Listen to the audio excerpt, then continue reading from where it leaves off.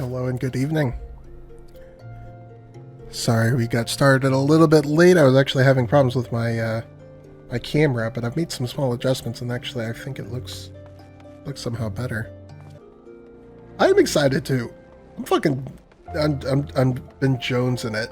I'm not looking forward to how little voice acting there is in A Realm Reborn. Like the consistent voice acting didn't really start until Heaven's Word. I know that major cutscenes has voice acting, but most of it doesn't. This is the character that I'm going to be using for this playthrough and for making guides and whatnot. So she is a Duskwhite Elezen. Her name is Myth because Mythic Core EM. It just seemed like a good choice to call her something somewhat related to my branding. Who knows? But yeah, so we're starting with Pugilist, if only because it is the most exciting when you've got nothing else because of directionals. But then we will be unlocking one tank, one healer, one physical range DPS, and one magical range DPS. So that way I can show all of the different roles and all of the different content. So it's kind of the plan. There's a part of me that's also really excited about this playthrough because as of the most recent patch, they finished adding the trust system throughout the entire game. So you can do dungeons with NPCs throughout the entire game now, which is interesting to me from a storytelling perspective. Obviously, some of the early stuff, they just throw like random people, like random NPCs in there with you. But like, especially in Heaven's Word and Stormblood, like there's a lot of dungeons where you're now going to have your party members with you and you get to hear their quips and see what they say and everything, which is interesting to me because I've really liked that feature in Shadowbringers and in Endwalker.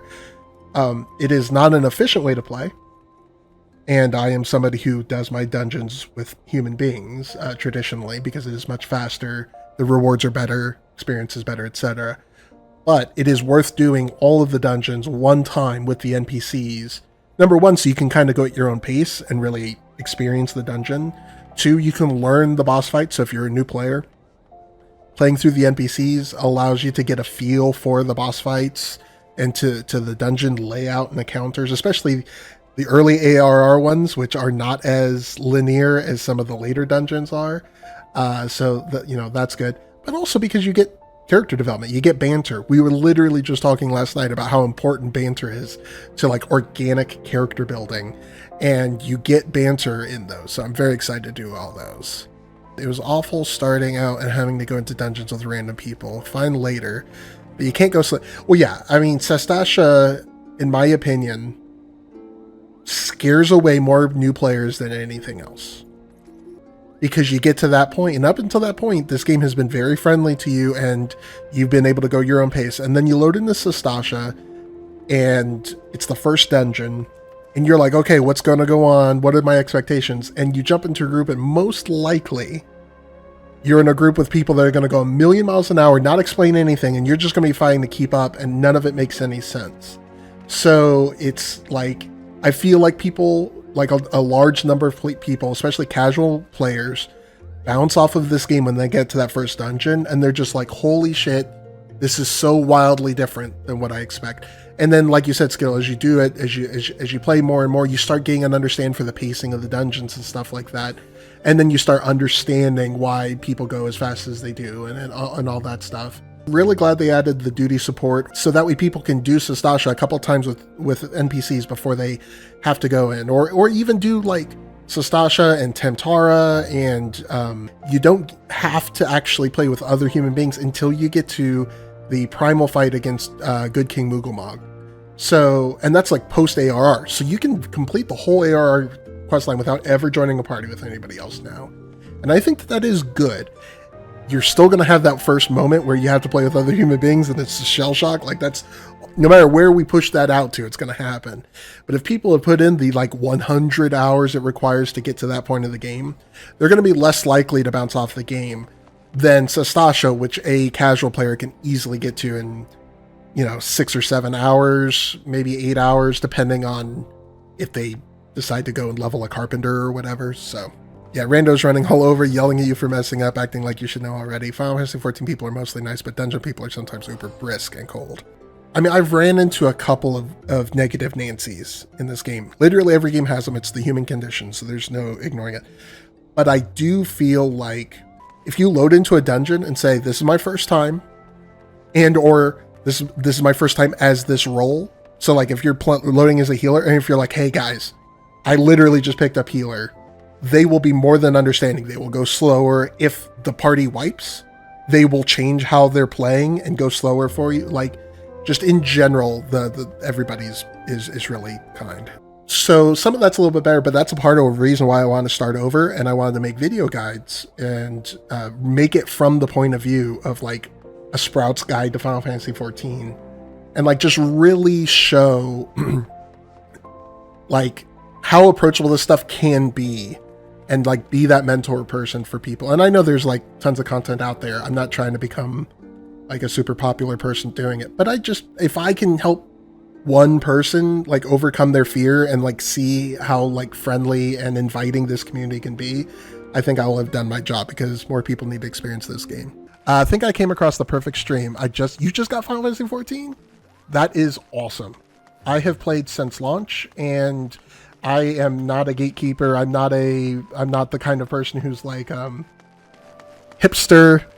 Yeah, I played it before anybody else did. You know, I liked it when it was cool. No, this game is cool today. Tomorrow, it'll be cool today. A year from now, it'll be cool today. It is cool to play this game whenever you can play this game. It's full of evergreen content. The story is very, very good. At the end of the game, the community is really wonderful, and there's a million different ways to play, and you can play your way, and I will happy to give you any insight or guidance that you're looking for. Although my first ever experience on the game was someone who gave me a bunch of money and asked me to do stuff with them on Discord. I mean, like I said, there's a million different ways to play this game, and that is, unfortunately or fortunately, depending on, hey, no kink shaming, that is one of the popular ways of doing it. So strikes again, especially if you're on Balmung. If you're on Balmung and you're in Limsa in particular, there's no getting away from it. Now I know my layout is a little bit different. This is a very customized layout. One thing I do though is I always keep the main scenario quest on. You can hide this in the HUD settings, so you could come in and hide it, but I always keep it on. And underneath, there's also always your class quest. These right here are the most important things to do next. So if you're ever wondering, what should I do right now? If you're wondering it. Now, if you know what you want to do, if you're like, hey, I want to go fish. Go fish. Fishing is delightful. Go fish. But if you're like, I just logged in. What do I do? You know, like sometimes you feel like the game's not giving you enough oomph of what to do. Main scenario quest will always tell you the next thing to do. Same thing with Way of the Pugilist, right? So this is telling me what my next class quest is. Class quests are super important. Never skip them. It is worth doing them immediately, even if you're in the middle of a main story quest, because they unlock new content. And you can tell that they unlock new content because they're blue and they have this little plus symbol next to them. Class quests have these, dungeon unlocks have these.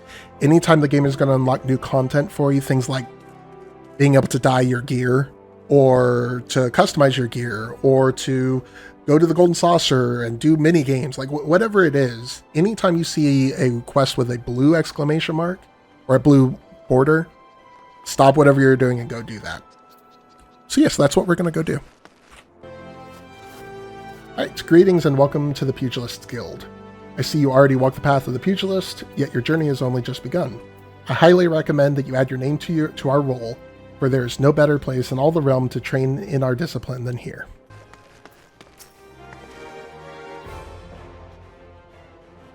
Past time you got your arse back here. Well, what did the dancer have to say about my proposition? Huh? You're not my errand boy? There's no dancer. There never was. I'm not doing anything indecent. I swear to the gods.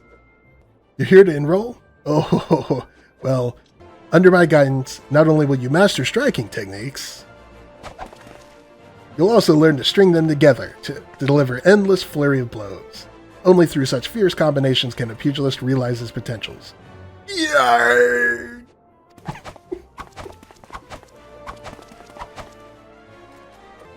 Cough, wheeze.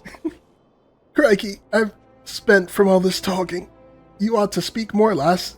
It did give me a chance to catch my breath. But where was I? Ah, right, joining the guild. Before you do so, I must warn you that the path of the Pugilist is long and arduous. Do you believe you've got what it takes to go the distance? Can we go the distance, guys? I don't know. I'll say yes. Yes, you have the fighting spirit. I can see it in your eyes. I see no reason to deny you a place in these halls. Welcome to the guild, lass. For your first lesson, I want you to test your fledgling skills against the vermin of Thanaland. Get out there and put down 3 marmots, 3 hornets, and 3 shrews. Put down 3 marmots, 3 hornets, and 3 shrews. Return here when the deed is done. Alright. Thank you, Hammond. I actually love this entire quest line so much.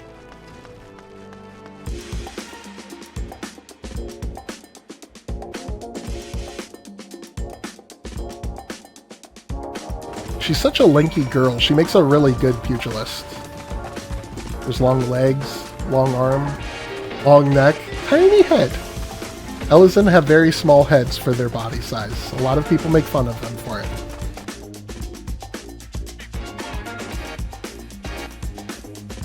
Oh, you're back, and none the worse for the exertion. Youthful vigor's a truly blessed thing. You've gotten off to a fine start, lass. To help you on your way, I want you to have this hunting log. If you want to become strong, you mustn't neglect your training. Indeed, a pugilist is only as good as the number of strikes he's dealt. Get out there, Myth, and let your fists fly. When the time is right, I'll teach you something new. 12 seconds later. Guildmaster Hammond wishes you to learn the basics of combinations. You've been training hard, Myth? I can tell by the lightness of your steps and the strength in your fists. I reckon you're ready for your next lesson. I was just here. I just stood here. But before we begin, some warming up's in order. For this, I've scattered some gil around Ul'dah. I want you to run around the city and pick it all up. So as a brand new Final Fantasy player, was Archer a mistake in the long run? Absolutely not. So I don't know if you've played any other MMOs before, but Final Fantasy XIV is it's incredibly what other MMOs would call alt-friendly. But you don't have an alt. Your one character can do every single role in the game. And the game is kind of designed with the amount of experience and content there is for you to level multiple classes. So I always recommend to new players to pick the thing that sings to your heart. Like, what is the thing that just looks cool that you want to try out? Pick that thing and play through the main story. And then eventually you'll get to the point where you're doing dungeons. You're fighting bosses. I don't know if you've gotten to the first trial yet, but you'll get to a point where you're experiencing some content where you can finally start appreciating, oh, that's what a tank is like. Oh, that's what like healer is like. And then you can make kind of a more informed decision of what your second, third, fourth, later classes will be. Again, my main character, I've gotten almost all of the characters to max level, and that's only because I enjoy playing it and I want to kind of like learn how they play. And the game is very free about that. It throws experience at you. So you're fine. You're absolutely fine. It is more important to play something you think you'll like than it is to play something that you think will be easy to play, but you'll be unhappy playing it. Follow your heart. So I've never been a melee guy, but Marauder and Gladiator look fun. Yeah, I mean, Marauder, which turns into Warrior at level 30, is my favorite class in the game. It is crazy fun. It is crazy fun, but it's also a tank class. There are people that get anxiety about tanking, and tanking in Final Fantasy XIV, while not necessarily difficult, there are certain expectations on keeping the pace for the party that just sometimes some people feel intimidated by. I really enjoy it. It just kind of comes with my personality style. But again, you can try it out. You can get to level 20, get to level 30, do a couple of dungeons. If it's not working for you, you can set it aside and never play that class again, and there's really no negative to it. Like, there is no hiding from responsibility. So DPS classes are the hardest mechanical class to play. So you don't have a lot of responsibility for the pacing, and you don't have a lot of responsibility for placement of the enemies, stuff like that. But you do have a responsibility to the instrument that you're playing, the ballet that you're performing. Your moves that you have to do are the most complex. Your rotations are the most complex. Tanking has the easiest rotations in the game. It's always 1 2 3 1 2 3 1 2 3. It's for almost every tank class. They have like a small thing that changes at higher levels where they do like some extra button presses, but it's essentially just 1 2 3 on repeat. But as tanking, you have the additional like, okay, I'm moving the enemies where people can, partake in the battle the right way. I have to use defensive cooldowns, to keep myself alive. So it's more like decision-making and tactical work, but it's less complex rotation. Healing has middle of the road for both, but healing has to handle targeting friendlies and enemies and knowing the best time to do both. So, like, they're all difficult in their own way, they're all easy in their own way, but nobody gets off without being responsible for something. You're either responsible for playing your class correctly as a DPS to ensure that the things are dying fast enough, or you're responsible for playing your class correctly so that everybody else can be successful. So, cattle, glare. Heal or DPS is always simple. You are correct, cattle. But then healing heals, where you're juggling your like 14 off global cooldown instant cast heals in the right order to do them, and when is it worth doing another offensive cast versus doing your big AoE heal that has a small cast time but it goes on a long cooldown. Like, healer is also very tactical. I of all the classes, I've got several healers at max level, but I do not enjoy playing it. I don't consider myself good at healer. I'll be the first to admit it. That's my money lying out there, lass. I'd thank you to hurry up and pick it up before some vulture swoops on it. Handing over items. Favorite thing ever to do. If you don't know, you just right-click it, select it. 500 gil, crikey. This is good for a week's worth of... well done, Myth. Now that you're all warmed up, we can see to your lesson. A trial, to be precise. Take yourself to Scorpion Crossing in Western Thanaland. You'll find 4 large stones. The trial stones, they're called.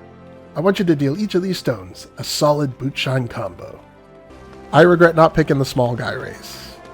I love Lalafell. I think that they're cute. I think they're adorable. I think they can actually look really cool, too. My very, very first character was a paladin Lalafell, and he had a white beard. He was like an old man Lalafell, and I loved that character so much. But they have animation issues for me. I don't like the, especially their running animation. It grinds on me. So that's why I don't play one. Alright, we learned Snot Punch. So, as I was mentioning earlier, because we're a melee DPS, you get 1, 2, 3, and it is quite literally 1, 2, 3, right? So, I do 1, then 2 is flashing, now 3 is flashing, and it automatically makes 1 start flashing again. So, it's about doing an order. However, Monk, like most melee DPS, has positional requirements too. So Snap Punch is the first one that does. If I highlight over, it says it does an attack with a potency of 220, or it does 280 when executed from the target's flank. So when you click on any enemy in the game, you see the circle on the ground. The circle on the ground, no matter what enemy it is, most enemies, it's very clear which way they're facing, right? But some enemies, it's less clear. This arrow is always pointing forwards. These arrows are marking the flank. The rear is a triangle cutout, so anywhere within the rear, if you're attacking from back here, is considered an attack from the rear. If I were right here, for example, now I'm in the flank, because the red, now I'm from the rear, right? So as a tank, one of the most important things you can do, because if you have a monk in your party, Monk, when they do their first attack, they can do it from any direction. The second attack, any direction. Third attack, though, Monk wants to be on the flank. They get a bonus. It does extra damage when they do it on the flank. So as a tank, you don't want to be moving the enemies around. Because if you're moving around erratically, the enemies are going to be moving to face you. And your monk is going to be back here being like, oh god, how do I get to the flank? How do I get to the flank, right? So that's one of the things that separates good tanks from bad tanks, is finding a way to not move the enemies as much as possible. And again, just one of the really enjoyable parts of melee DPS is those positional requirements. Because if you get good at them, it becomes like a ballet that you're moving between flank and rear and flank, so it's cool. It's cool stuff. All right, now we're going to go do our trial stones here.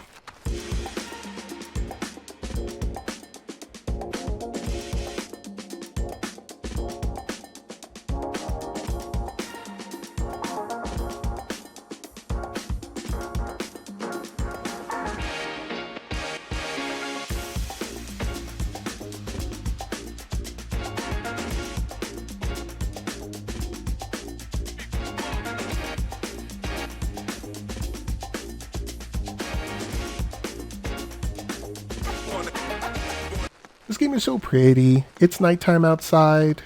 The lanterns, very pretty looking. I promise I'm not looking up her skirt. I'm looking at the city, I promise. Main story does, yeah. Assuming you do anything extra, like duty roulette, you're going to get more experience than the experience needed to get to level 90. So you will cap out on experience if you just do the main story.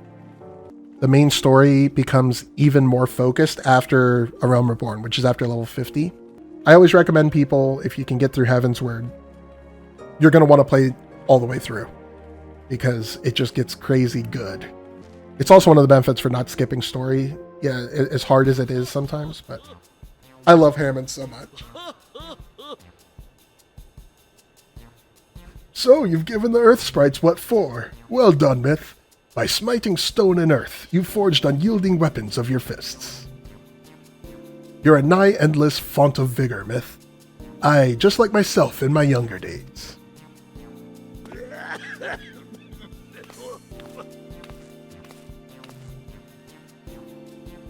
This must be the promising recruit you've been telling me about. Well, of course, she's promising. She's training under Hammond Holy Fist. That's our Master Hammond. Myth, I don't think I've introduced my assistant yet. This is Chuchuto. A pleasure to make your acquaintance. As introduced, I serve as Master Hammond's right hand, though there's still much and more I have yet to learn. Together, let us strive for mastery of our art. Chuchuto joined the guild soon after I was made its master. She's my very first student, as a matter of fact. Well, there was one other to be sure, but... Let's not dwell on the past, Master. It was Myth's bright future we were discussing.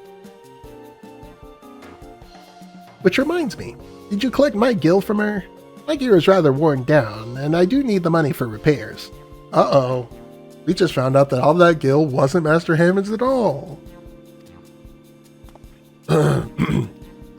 Yes, Myth's future with us is bright indeed. If she keeps up her efforts, she may well become the next Holy Fist. Train hard, young one, and grow strong. When the time's ripe, I'll have another little lesson for you. Poor Hammond. Alright, so we get a new weapon, and chest pieces and pants. They have the biggest impact on your stats. So, yeah, assuming all other things being equal, always choose a new chest piece, a new body piece, or new pants over anything else. Again, all other things being equal. So, now we looking cool. She doesn't care at all. She's too cool for school. As an endgame archer, do I have the option of using a short bow and not an ugly longbow? Yeah. So with the glamour plate system, you can replace anything with any weapon in the game. It's actually one of the most common and popular endgame activities is to go back and run earlier content to get gear that you want to use as glamour. So people will go back and do old dungeons just to get like a really cool looking short bow, for example. If that's what you want your aesthetic to be, then yes, you can. So we're going to go turn in our main story quest, which we can tell because it's the meteor symbol. It's bothering me that I have all these side quests here. My other character has 0 side quests to do. The map is so clean. And you are? Oh, a newly come adventurer. But of course, yes, I am Cesaroga. What can I do for you? Ah, you would have me teach you the ways of the marketplace. Very wise. As for my fee, what? You expect me to do it for free? Surely you jest. My dear adventurer, when you ask an Ul'dah for a favor, you should at least try to make it worth his while. Judging by your garb, I rather doubt you can afford my services. But the fact you offer nothing is laughable. Alright, I'll give the letter of introduction.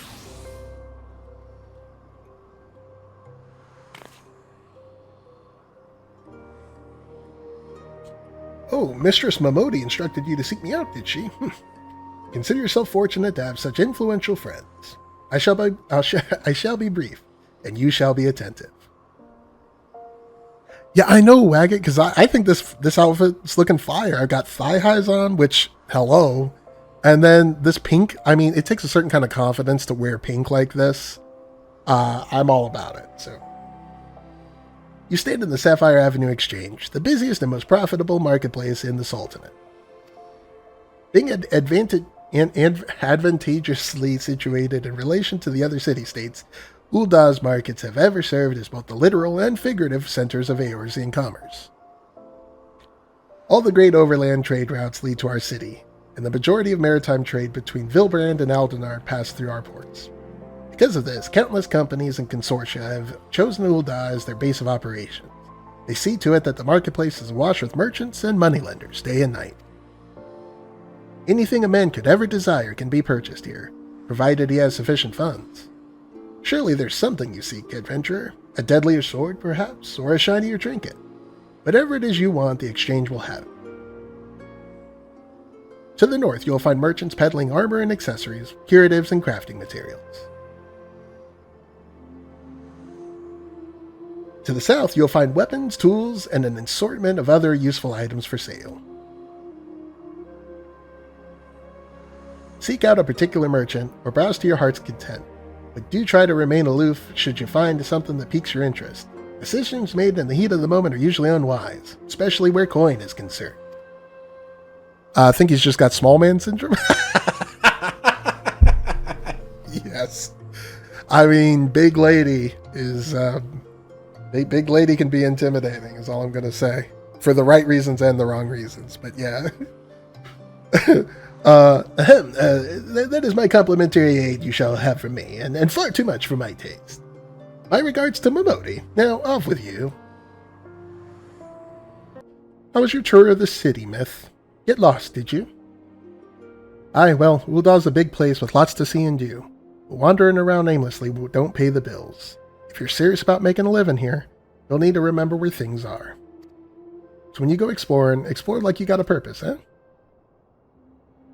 Alright then. All that's left is for you to work hard, make money, and spend it here at the quicksand.